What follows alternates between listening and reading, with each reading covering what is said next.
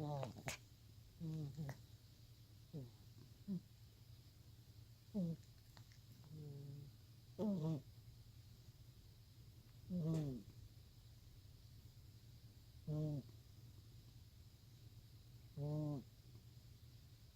could probably hear the dishwasher more in the background, but Crumbs breathes like this.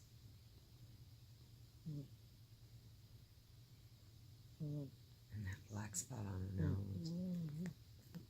Am I getting too close, Crumbs?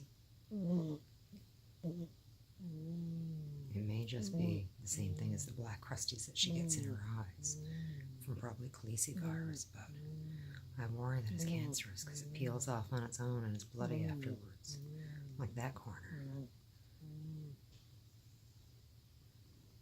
Okay, beautiful Crumbs. Can I sneak up and touch you?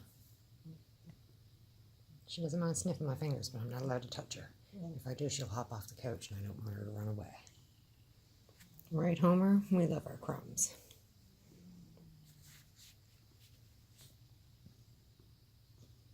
What are you breathing about?